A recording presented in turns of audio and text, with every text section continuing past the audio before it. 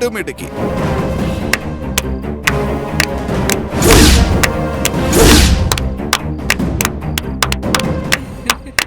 Excellent മോളെ, excellent. നിന്നെ ഞാൻ സമ്മതിച്ചിരിക്കുന്നു. ഭരത് മാമന്റെ മോള് സൂപ്പർ ആയിരുന്നു. താഴെ നടത്തിയ ശബ്ദത്തിന്ന് പിന്മാറിയേക്കരുത്, അതേ ഞാൻ പറയൂ. ഒരിക്കലും ഇല്ല. പട്ടിന്റെ ഞാൻ ചത്താലും ശരി, മണിക്കുട്ടി അവളുടെ അമ്മയും ഈ വീട്ടിൽ നിന്ന് പറഞ്ഞുകൂടാതെ ഞാൻ പച്ചവെള്ളം കുടിക്കില്ല. ഇതെന്തായാലും അളിയനെയും ചേച്ചിയും ഒന്ന് പിടിച്ച് കുലുക്കും. സ്വന്തം മോള് മരിച്ചോട്ടെ എന്ന് വിചാരിക്കാൻ ആർക്കെങ്കിലും കഴിയോ? മനുഷ്യർക്കാണെങ്കിൽ പറ്റില്ല. എനിക്ക് ഉറപ്പാ, രാധികയും മണിക്കുട്ടിയും നാളെ മുതൽ ഈ വീട്ടിൽ കാണില്ല.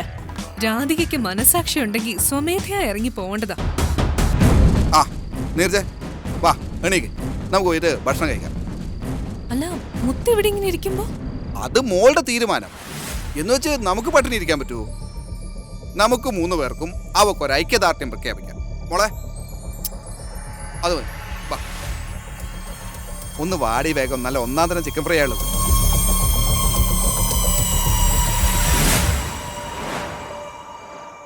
ആ അമ്മേ,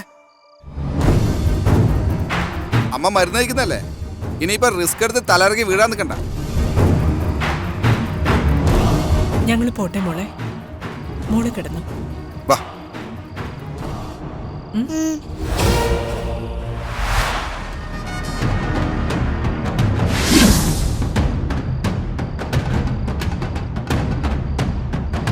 ഇവിടെ കുറച്ച് കുടിക്കാൻ വെള്ളം പോലും ഇല്ലല്ലോ. താഴെ പോയി ഇച്ചിരി വെള്ളം കുടിക്കാം. ലയിച്ചിട്ടാരെ എഴുന്നേപ്പിക്കണ്ട.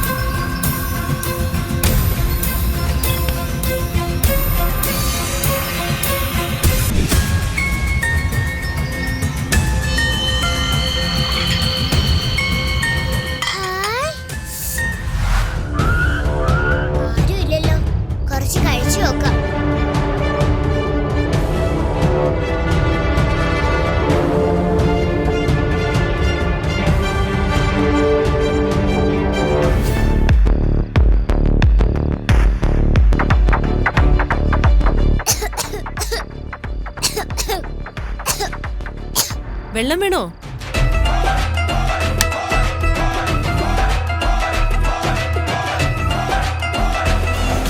ചോദിച്ചത് കേട്ടില്ലേ, എന്റെ മോൾക്ക് വെള്ളം വേണോന്ന്.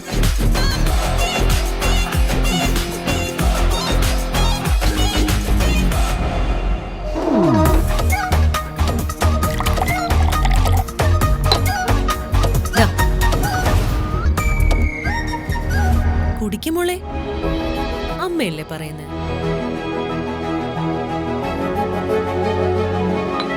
എനിക്കറിയില്ലേ എന്റെ മോൾക്ക് വിശക്കൂന്ന്. കഴിക്കും മോള്, വയറ് നിറച്ച് കഴിക്കും. അമ്മ കഴിച്ചായിരുന്നു. മോള് കഴിക്കാതെ അമ്മ കഴിക്കോ? അമ്മയും കഴിക്ക്.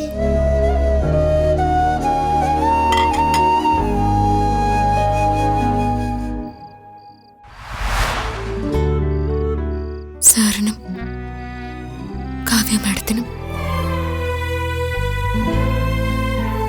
ഇത്രയും നാൾ നിങ്ങൾ നൽകിയ അഭയത്തിനും സഹായങ്ങൾക്കും ഒരുപാട് നന്ദി.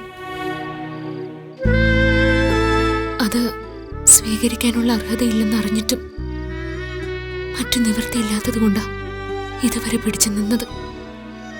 പക്ഷേ ഇനിയും ഞങ്ങൾ ഇവിടെ നിന്നാൽ അതൊരിക്കലും തിരുത്താൻ സാധിക്കാത്ത ഒരു തെറ്റായി മാറും. അതുകൊണ്ട് പോന്നു. രാധിക.